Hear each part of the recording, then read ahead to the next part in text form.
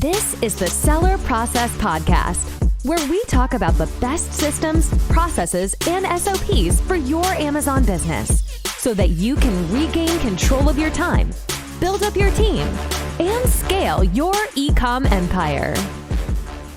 Hello, entrepreneurs. If you are wondering how to turn your Amazon private label into a strong and trusted household brand name, then this episode is for you.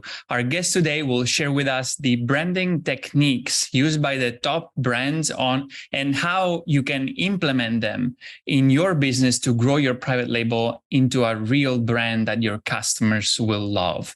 In today's podcast, I'm joined by Rodrigo Gonzalez, a brand strategist and the co-founder of Principium Studio, a brand strategy and design studio that focuses on e-commerce companies to increase their conversion rates, brand awareness, customer loyalty, and name reputation. Principium Studio has worked with big and small e-commerce brands, including Disney, Newman's Own, UCLA, KONA Deep, and has helped several brands grow between 4 and 6x. Hey, Rodrigo, how are you doing? Glad to have you here. Hey, Gianmarco, thank you for having me here. Yeah, awesome. So I'm very happy to have this conversation because it's very timely with my business. I'm looking, to really turn the brand that I had, initial success with into like a real household brand. Hopefully, that is gonna be recognized by people as a real strong, trustworthy brand. And I know you are the master of branding. So I know we're going to have a lot of value to share, a lot of things to talk about. So I want to start to dive deep into your formula. So let's start first telling people what is why they should care about branding and what can people expect if they do branding right. Right, exactly. Well, first of all, I would like to clarify two things, right? So one is you mentioned becoming a household name, right? So yeah, of course, the whole purpose of branding is to create brand awareness, brand loyalty, brand trust, to have to get the conversation. Is the branding is what makes the brands to create this connection, emotional connection between the brand and the target audience. But let's just define what a household name is. A household name is not necessarily becoming Apple or Nike. Is basically your brand has more brand awareness than most of other brands. That's a household name. Is more trusted than many other brands within a niche, okay? And the second thing I wanted to clarify, and because we're gonna be talking about the subject of branding, I'm gonna first tell you what branding is not. Branding, because it's usually a very misunderstood concept in the industry of e-commerce. We are not talking about branding as of your logo, or your packaging, or the name of your brand, or your products. Branding is much more than that. Your brand is how your customers perceive you when they interact with your business. Is your logo, is your packaging, is your name, is the emotional connection they have with you. Is if you own a cosmetic brand and you say that you're a luxury cosmetic brand, and then I am your customer. So I just bought a product from you. I'm looking at your label. I'm looking at your, customer service. And if I don't believe that you're a luxury brand, you do not have a luxury cosmetic brand. You have whatever I think you have. You get it? Okay, that's a very interesting perspective. Yeah, so it's basically not what you would like to show off as a brand to your customers, but actually what your customer believe you are. Yeah, that's a very nice perspective. So let's start digging into the different key steps for Amazon brands to turn from a basic private label into a brand that customer will believe it's the brand that working on? What are those steps? Give us a high level overview first. Right. Well, there's about, in this podcast, because we have only about 25 minutes or 30 minutes, we're going to be just going over key steps, right? These are not all the steps, and this is full disclosure. There is so much that goes into the branding, creating a brand from the bottom up. But we're going to be giving key steps that if your listeners apply, they will for sure increase customer retention. It will help them to create a much bigger brand presence inside and outside Amazon. It will help them also focus on the right target audience, and they will help them to create the right message so they can communicate to the right target audience. Okay. So the steps we're going to be talking about is how to know your niche or niching down, research your target audience, research your competitors, positioning, values, how to create the values for your brand to attract the right target audience, and what is a brand archetype and how can you use it to create the emotional connection. And finally, we'll be talking about brand identity. What is brand identity and how to create one. Awesome. Okay. We have really lots to cover. Let's dive deep into niching down. What's that? How do we do it? Okay. So the first step is know your niche better than anybody else. So don't try to be a brand for everyone. It's a marketing fundamental that if you try to speak to everyone, you're going to speak to no one. So you always are going to have to know what is your niche. Like, let's say you are selling diapers. You're not in the niche of babies. That's not your niche. Your niche is the diaper or diapering for babies. That's what your niche is. You understand? So you are always need to understand that if a niche is a segment of the market, right? And furthermore, if you are selling disposable diapers, you're not in the niche of selling diapers, but you're in the niche of selling disposable diapers. And in order for your brand to leave a footprint, you have to claim your spot. And the more focused you are, the bigger the effect is going to be. Okay, I'm going to give you an example for this step.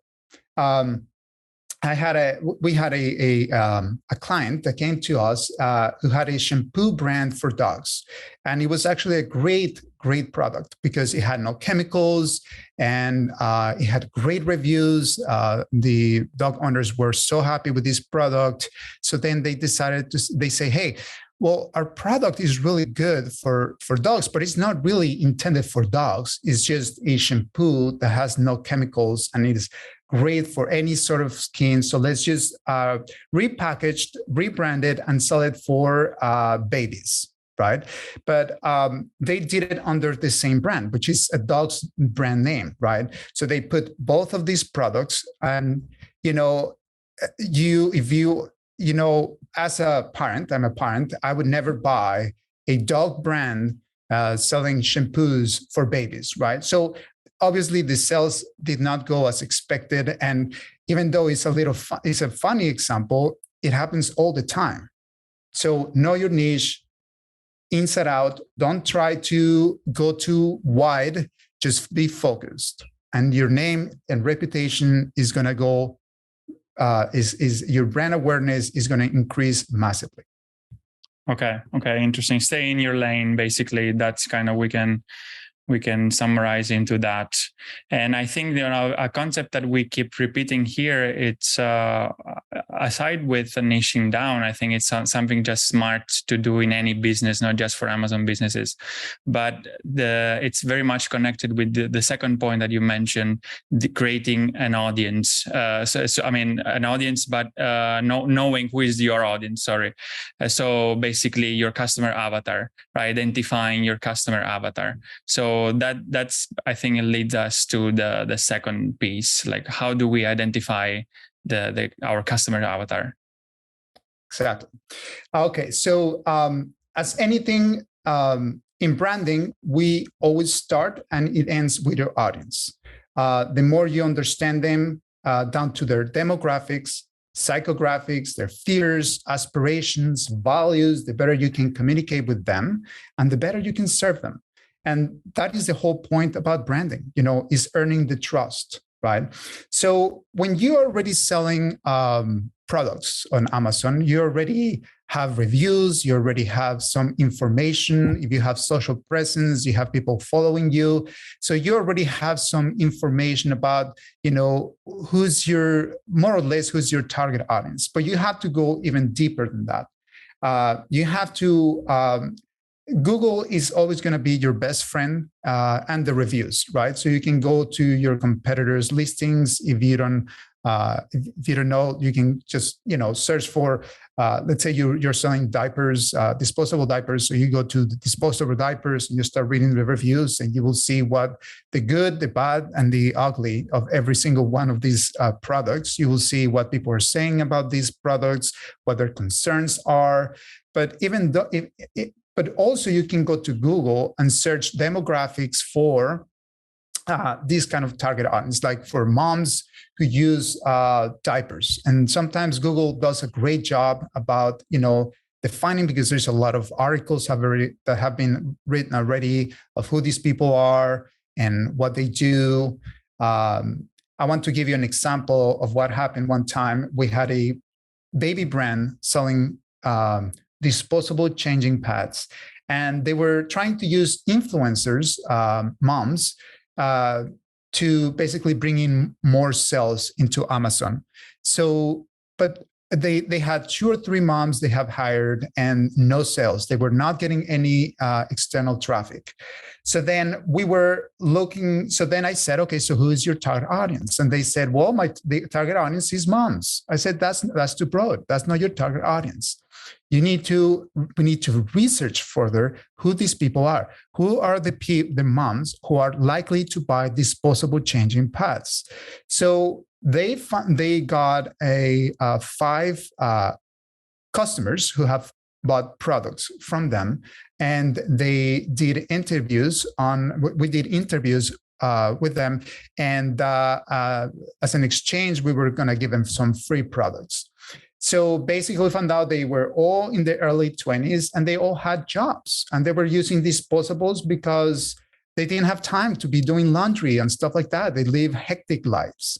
So they ended up finding moms who were looking like that, influencers, busy on their early 20s, and they started using them to bring in people, and voila, they start getting sales. So that's the power of knowing who your target audience is.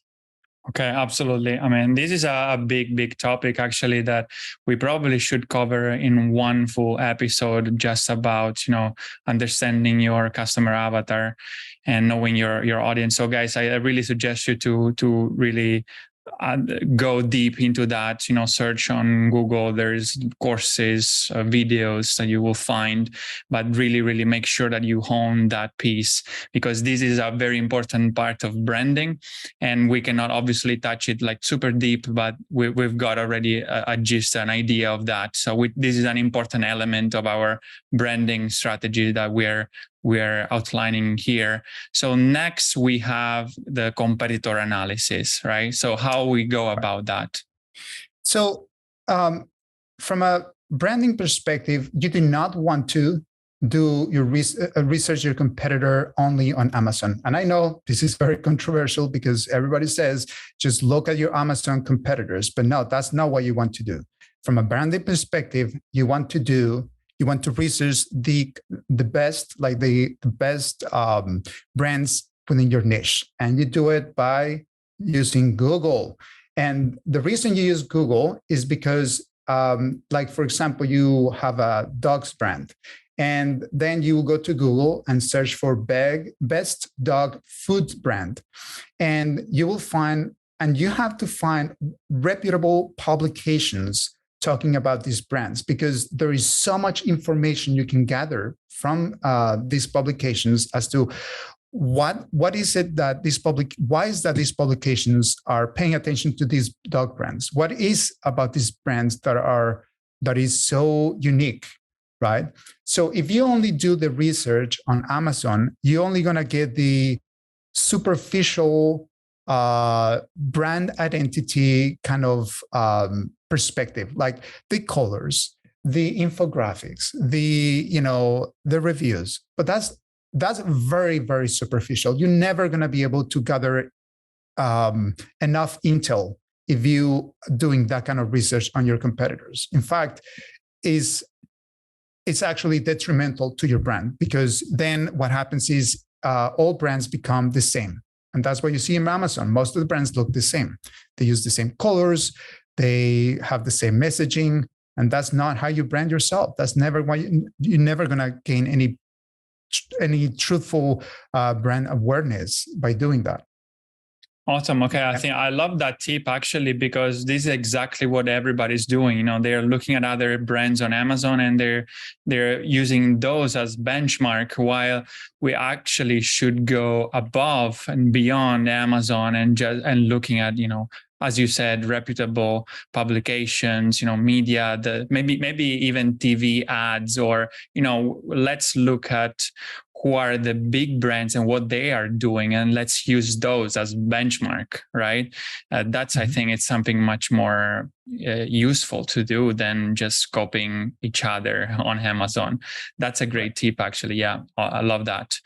That brings us also to the concept of positioning, because it's about differentiation, right? We're talking about differentiation, so positioning it's what differentiates us. But it's something that I actually study in my university, but many people might not be familiar with that. So let's explain what's positioning and how we can leverage that to differentiate our brand in the right way.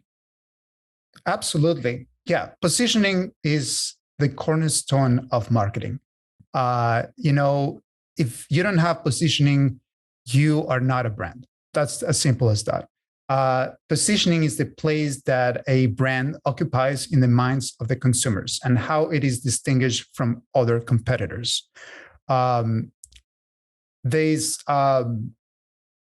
positioning creates clarity around who you serve. And it also explains to your target audience why you are the best company for them and what sets your products apart. So it's all about saying, hey, this is who am I.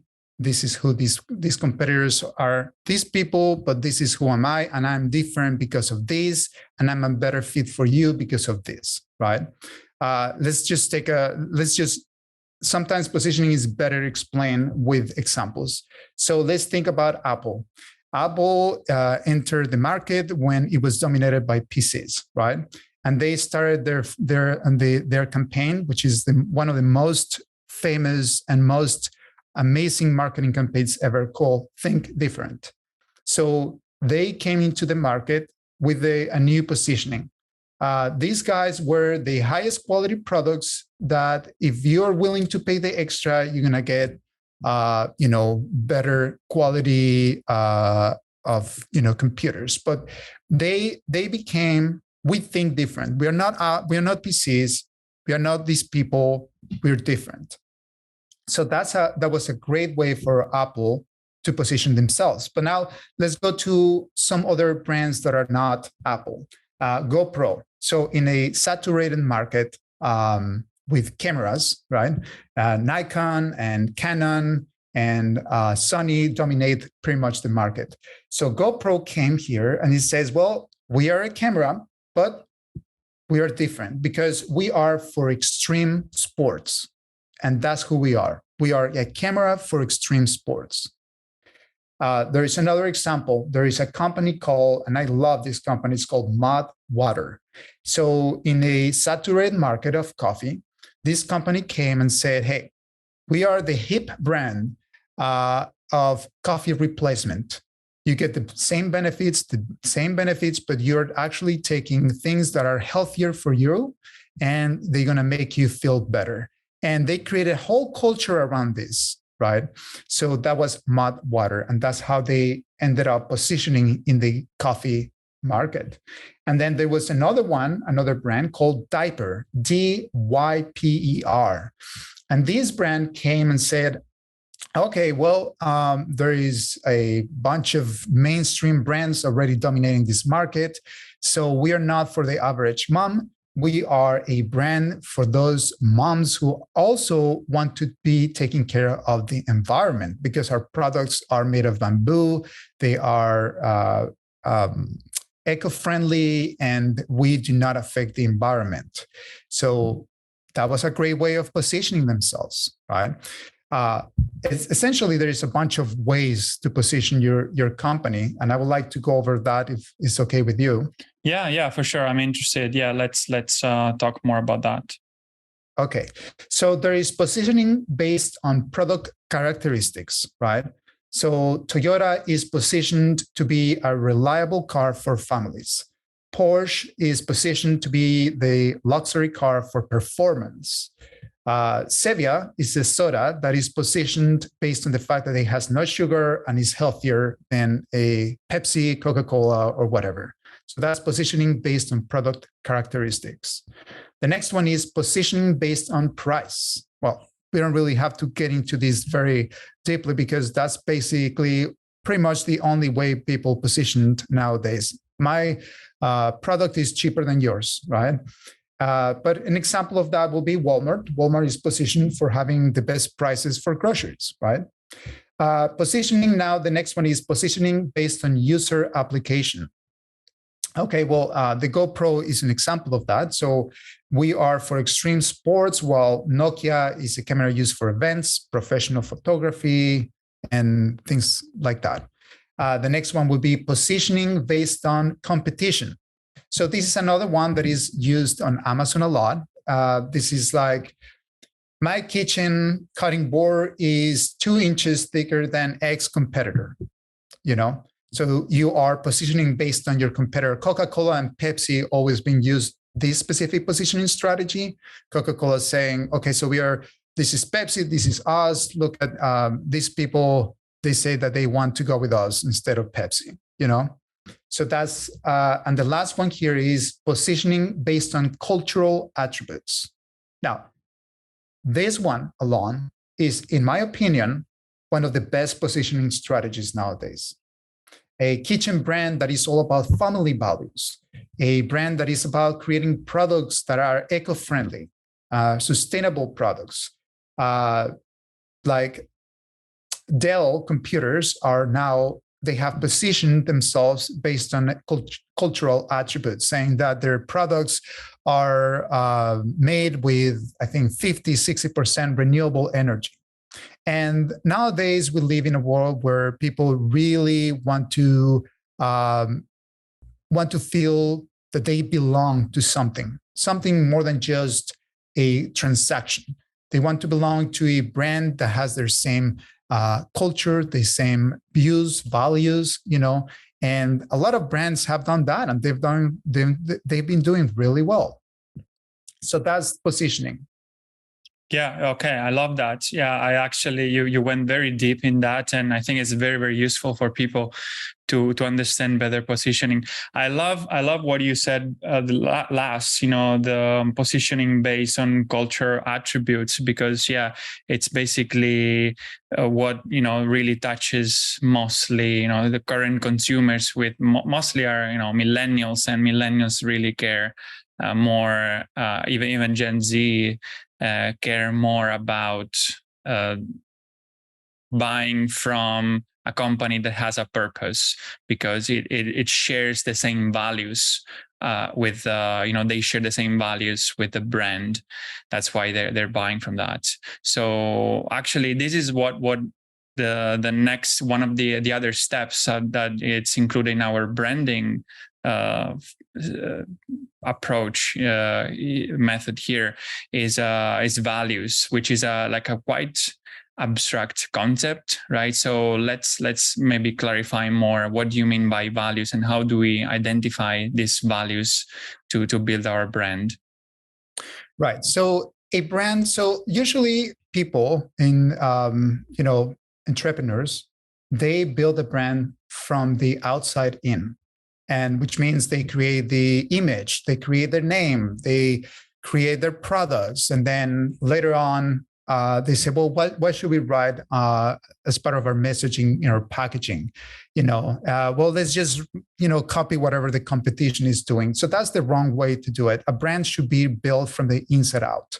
So you will always start, obviously, knowing who your target audience is, knowing who your competitors are, knowing how you position yourself, but you have to be a brand of values, also known as purpose-driven brand. If you ever want to be anything meaningful in the minds and hearts of people, consumers are 4 times more likely to buy from brands that share the same values. And if you want to be a brand who expands outside Amazon, this is the only way you're going to be able to do it, especially in the competitive market nowadays. You need to know your target audience. You need to know what they would expect, what are their main concerns, not just from the perspective of your product, but from the perspective of their daily life. Are they concerned about the environment? Well, maybe you should have some values that showcase that you are also concerned about the environment, and therefore you are making an effort to be part of that, like creating packaging that is biodegradable, or maybe your target audience is the type of target audience that is concerned about, some people inequality and the hunger among some populations. So then you will say that per every purchase, we will give 5% to this charity, charities that are going to help the hunger. So you need to know very well your target audience in order for you to understand what are the values that they will be attracted to. And when I say values, I really mean that people shouldn't be just faking it, right? Saying, oh, we are just concerned about, inequality and, global warming, and then they don't do anything about it. It's not going to do anything. You're actually going to harm your brand reputation if you start saying things and you're doing nothing about it,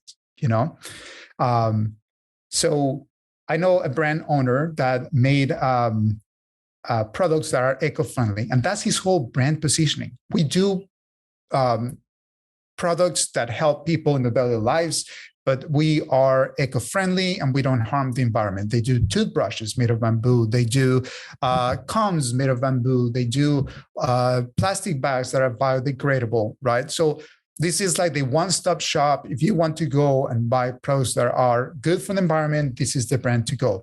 So one time they had social media presence online, and they Instagram started growing really fast, and voila, Forbes reached out to them and they interviewed a business owner. Free marketing, just values. That is like the one thing people need to understand. And you can see it nowadays with mainstream brands also becoming brands of more value, not just the transaction. Like Dove is the soap and shampoo brand, right? And they have, basically ditched the 1% perfect looking women. And now they have, now they put the 99%, acceptance of the female body. And, they have the regular looking women in their products. And that has attracted much more, of their audience. It has created this effect of belonging, Doritos is selling organic chips, so anywhere you look, you will see how brands are being made to push more becoming brands of value. Fantastic. Yeah.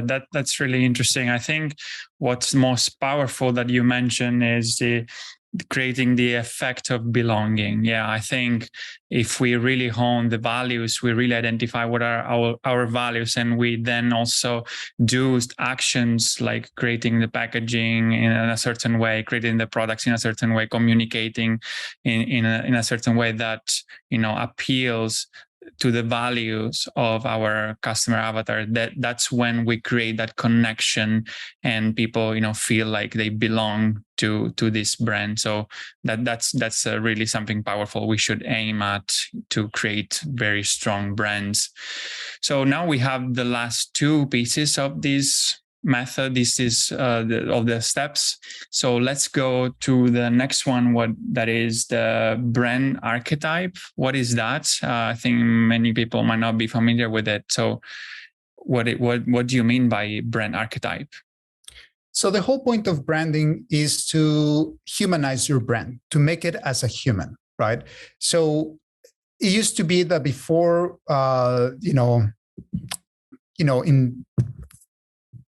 before the internet, people used to interact one-on-one, right? And people like that, right? They like to be with people that they feel similar to, that they can relate to, right? So a archetype or brand archetype is a representation of your brand as a persona based on 12 key human desires and values, such as safety, power, belonging. The idea behind creating an archetype is to build a brand narrative and create an emotional connection with your target audience. Now, it sounds very deep, but it's very simple, and I'm going to explain to you. So let's take, for example, Nike. So there's, as I said, 12 different key human desires and values. So, for example, these are the innocent, sage, the explorer, the outlaw, the magician, the hero, the lover, the jester. So you can find them on Google, but it's also on the downloadable. So when you have a brand and you already know your target audience and you already know what makes them connect to you, you need to assume some characteristic of a persona, right? And Nike, for example, has the hero archetype. M&M's have the jester archetype. Apple is the creative.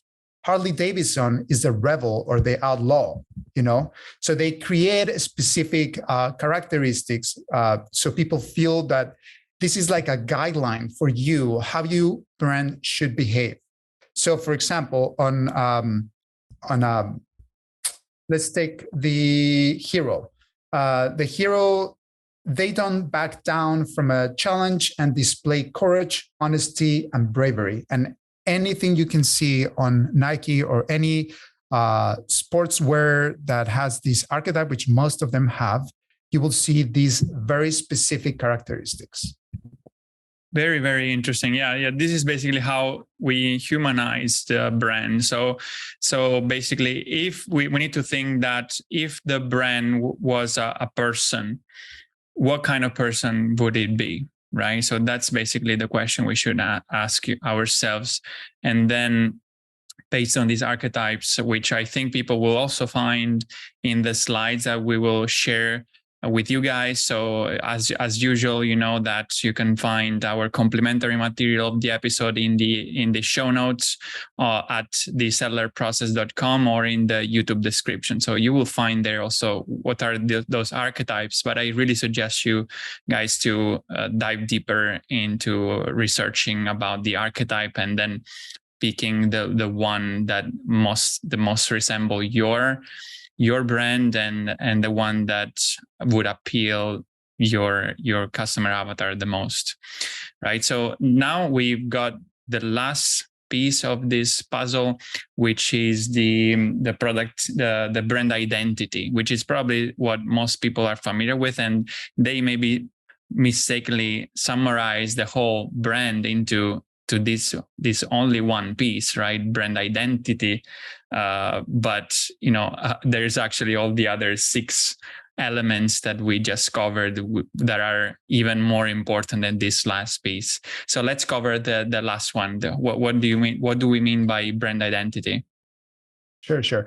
So, well, first of all, I want to define what brand identity is. And this is the collection of all visual elements that a company creates to portray the right message to its customers. Is the face, right? Is the face of your company, right?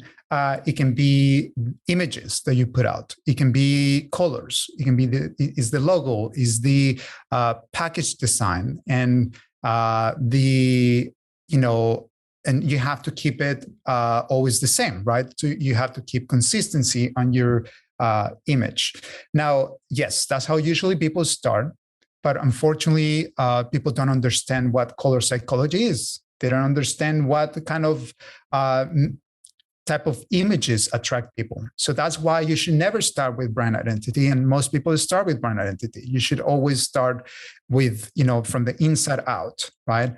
So brand identity should, in my opinion, should never be done by the brand owners because they don't understand. This should be only done by qualified graphic designers who understand branding and what lies behind everything. Because brand identity is so important that in itself can be a point of differentiation, and understanding what the psychology behind brand identity can in itself just attract the right type of target audience. There's an example I want to give you here. Mobile companies in the US, there's a bunch of them, right? And sometimes their only differentiation is the color. Verizon is red, T-Mobile is pink, AT&T is blue, right? So of course, they can come up with different ways of advertising, and I'm the leading one, and the next one says that they're the leading one. But the main way you can distinguish and you can say, well, this is this one, this is that one, is because their colors. They're so different. And that's not done, that's done on purpose, Choosing pink is actually done on purpose. It's not just because, pink is a beautiful color, it means things. Blue means the colors have a meaning, and you need to be very aware of your brand identity to make sure that it's not detracting your target audience. Okay, got it. So this is actually something people should be aware of, and actually outsource to a graphic designer, not doing themselves. And that's usually what people mostly do. And actually, I think most people, they only include the logos, or that's basically the main brand element. People start with the logo, but actually, as you said, there is also the other elements like the fonts, or the colors, or the sizes even of the words in whenever they're put in different parts of the communication, whether it's a website, packaging, etc. So all really, really great information. Is there any last thing that you would like to add before we close in terms of what people should care about when building their strategy to turn their basic brand into a household brand? Yeah, I mean, there is something very important in the world of marketing and branding, and that's claiming your spot, as I said before. But let's go one step deeper. You need to claim something that is very unique to you and something you do better than anyone else. And you're always going to have to find this one thing, because in one sentence, people will only remember you because of one thing, right? We don't think of Steve Jobs as the founder of Pixar and the founder of Apple. We think of Steve Jobs as the founder of Apple. We don't think about Michael Jordan being a great golf player, and yet he was an awesome golf player who won, tournaments and so forth. But we know he was, these iconic basketball players. So people will remember you for one thing. So try to find what is very unique and what is the thing that you do better than anybody else, and put it everywhere, because that's the one thing people will remember you for. That's the one thing. Okay, I love it. Love it. Great advice. I think we got like a really, really value-packed episode, Rodrigo. Thank you very much. And if people would like to hear from you, would like to get help from you to maybe grow their brand, where can they find you, and what can you offer them? Yes, well, my company's name is Principium Studio. Principium means the beginning of something, therefore the beginning of your brand.